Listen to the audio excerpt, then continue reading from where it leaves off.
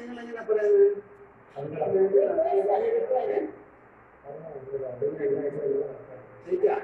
എനിക്ക് തോന്നുന്നു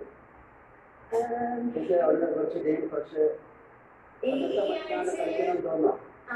ആഴ്ചയിൽ എനിക്ക് അത്യാവശ്യം ആക്റ്റീവ് ആവാൻ പറ്റി. പിന്നെ ടാസ്ക് ചെയ്യാൻ പറ്റി നന്നായിട്ട്. റേഞ്ചസിനെ സപ്പോർട്ട് ചെയ്യാൻ പറ്റി. അനീഷയ്ക്ക് വേണ്ടിയിട്ടും സപ്പോർട്ട് ചെയ്യാൻ പറ്റി. മിഡ് വീക്സിൽ ഉണ്ടായിരുന്ന ആൾക്കാരെന്നോട്.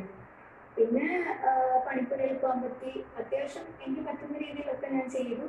പിന്നെ എല്ലാവരുമായിട്ട് ഞാൻ കമ്പനിയാണ്.